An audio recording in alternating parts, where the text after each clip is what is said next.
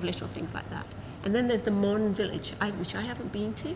And you can take that same boat, I think, it goes all the way out, and it goes to the Mon people, and they have a little island, and they still make there's two families that still make the big Chinese bowl, that the monks carry, the original ones of those, and then another little bit that just makes all the sweets that the Thais eat. And so I haven't been to that. It's really nice, but I haven't actually been there. I don't know why. I just haven't had the time. Anyway, sorry. That's okay. So nicely, I'll explain how this is going to go. Okay. A little space between when I ask you the question, you answer. Okay. And maybe if you could hint to what I've asked you. What, sorry? Maybe hint to what I've asked you. So if I, asked you, I suppose, what did you have for breakfast? If you just say cereal, right, it won't make much sense. But if you explain fully, so this morning I had for breakfast, I had cereal. Okay. Just alludes to what I've asked you. So we're going to cut my voice out. Great.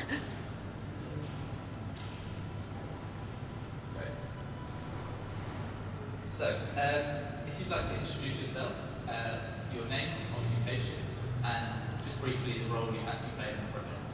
Okay. Sorry. Look at you. Look straight at me. You don't have to worry about the camera anymore. Okay, hello. My name's Fatem Lakat. I'm a medical doctor and I work at London School of Hygiene and Tropical Medicine. I'm an assistant professor in the Department of Global Health, and I'm also an honorary consultant at Public Health England. Within the GCRF project here, I'm one of the leads on Work Programme 5, which is all about context and okay, dynamic in mess. I'll try. That's fine. Stop and just say whatever you want to again, because I'll chop it up anyways. You'll chop it up? Oh, okay, that's easy. Okay, so, what did I want to say?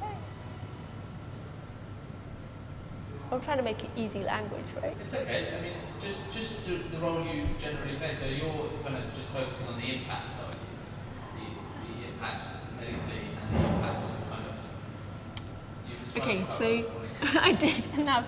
So our role within that work programme, myself and my colleague Richard, Professor Coker, we apply to provide insight into the cultural, academic, public policy, health and economic context and landscape in Thailand and the rest of Southeast Asia as we move into developing vaccines and biopharmaceuticals in other parts of Asia as well.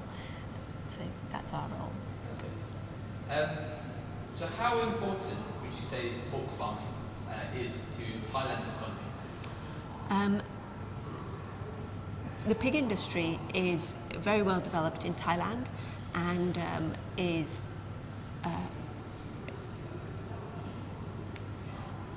maybe we could talk about just the concentration of pigs okay. the pork industry contains. Okay, so in Thailand, probably the largest consumption of meat is pork product, and within Thailand we probably produce at least 10 million pigs every year. Okay, and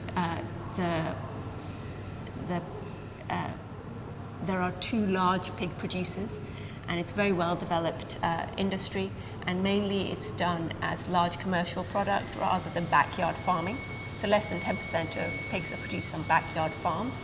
And the two biggest producers are CP Group and also Betagrow, and they are also venturing into other parts of Southeast Asia.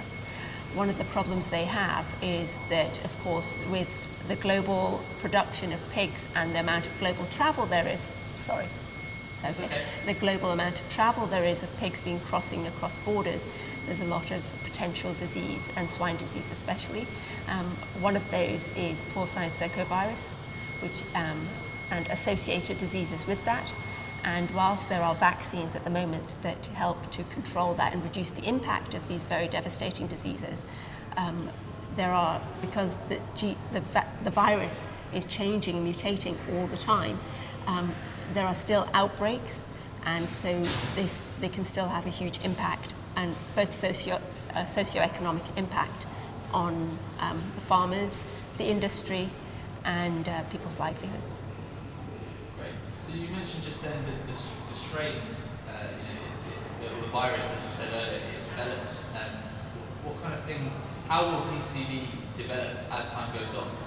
Okay, so what's happening at the moment is that when PCV2 was first detected, it was in a form that was called PCV2A, and over time the gene has mutated and the virus has mutated genetically, and so we're at genotype which has shifted at least 4 times from A to B to C to D to now E, and also to porcine circovirus 3. So as that changes, the vaccines that have been developed for it, they were developed for types A and B, strains A and B. And what's happening now is, whilst we're fairly confident that those vaccines are still covering this slightly mutated form of virus, as it continues, we're not sure what will happen. And the fact that there are outbreaks, we're not sure exactly what's causing that. Even now, what happens with diseases is that some pigs get porcine circovirus associated disease and others don't. We don't know what upregulates the virus to do that. So what benefits would producing the cure? Do you just want to pull out that end code? So I think we can get a lot closer with that one. Just downstairs. Bear with us a second. Mm-hmm. You can get quite close, I'll tell you. That's right.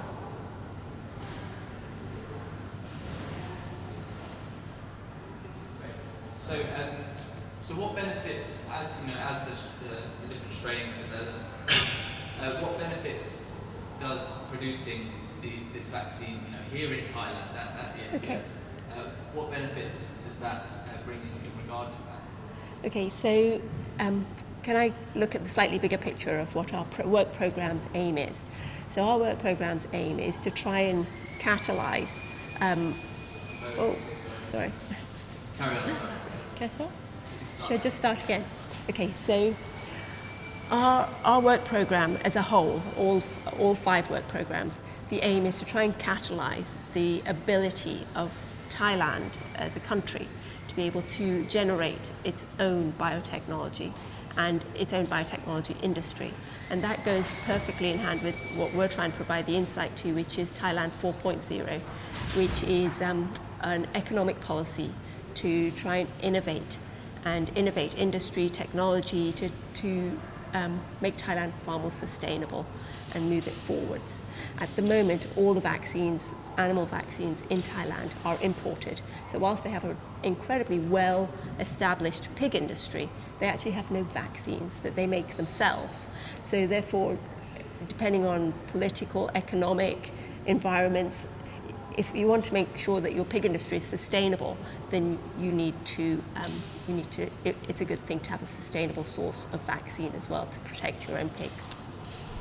Thank you. Sorry, that was a bit long-winded, wasn't No, it? that's perfect. You've answered quite a lot of questions. So our hope is to be able to help Thailand and work together, because it's a technology transfer. We're learning and Thai academics and industry are learning, and we're working together to try and bring together industry, academia, and policymakers to move forwards to achieve this goal. So, yeah.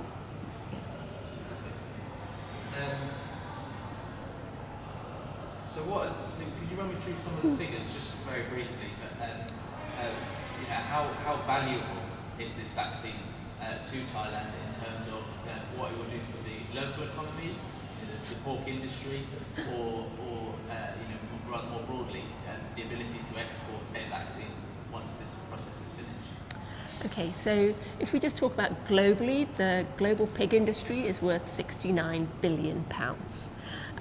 Thailand and the vaccine industry itself, and this is the animal pharmaceutical industry, is worth $69 billion. Sorry, should I start again, because that was all wrong? So, okay, because I said pounds instead of dollars. So the global pig industry is valued at $69 billion, forecast to be valued at that in 2026. And the vaccine part of that is going to be valued at $9 billion. Okay, in 2016 it was $6 billion, and it's forecast to be growing.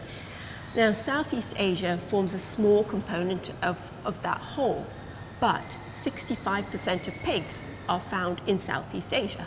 Okay, And what happens is that whilst at the moment most of the vaccine and animal industry, right, animal pharmaceutical industry is in Europe, that's not necessarily pigs, okay, it's all the other animals as well. And whilst the largest component is there, the forecast for where growth is going to be in this part of the world, in this region.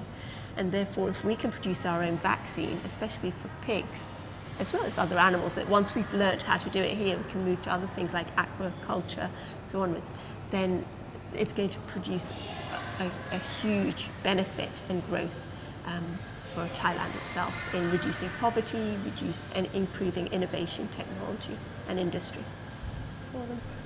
So, so once this centre is up and running, I suppose, could we just touch upon, you were talking about the protections of how, more locally that large company is protecting other farms around it, but will Thailand be able to do that for the region if the NDF can get up and running? Okay, so that makes me have to think. Can I have a 2-minute break to look up what the Sure. I mean, it thing doesn't is have called? to be too specific. It can just be that Thailand, once Thailand has the ability to export to the local areas, that then has an extra barrier of protection for Thailand for various things. All right. So the two big Thai companies, innovators that we have in Thailand, for example, they don't have their pigs only in Thailand. They have pig farms in Vietnam and Cambodia. In actual fact, they have more pigs in those countries than they do in Thailand. Now, when the vaccine becomes available, if the uptake of that vaccine is then in those two industries and by those two companies, that automatically means that then they will use that vaccine once they see how effective it is and has greater efficacy, we would hope, in their pigs, then they'll use it in their farms in other countries. And in actual fact, in other countries, they have a much larger problem because of backyard pigs. For example, in Cambodia, there's a much larger percentage of backyard farming where there's much greater insecurity in the ability to avoid viruses and diseases. So if we can get pigs vaccinated here, then that will spread, and as we make the vaccine more cost effective and it costs less, then also smaller farm holdings will be able to afford it, and therefore it's going to advance the economy and greater. Trying to keep it all. Sorry. That's absolutely fantastic. It's okay. Can I go back over my role? Because that. What is possible? What did I tell you it was? Okay, you can just Do you want it simpler than that? Basically, what's your name, your position at the university you're at, and your role in this project? So you look at the impact, I'm guessing. Is that? Well, I did say that. Is that all you want? That we look at the impact of what this might have, what impact this might have, and the need. Well, it's the needs and demands for it, really, as opposed to anything else. So maybe you could say about, there is a large need. The research shows that there is a large need for this vaccine, and that's maybe why it's. Do you want me to leave it at that? It's fine. You're free to. Yeah. Okay. So all right. So do I start with my name again? again? Research into the needs of for this. Your studies. What has that revealed about the need for this vaccine and it to be made in Thailand? Oh, but I answered that already in the other stuff. Yes, I did. I did.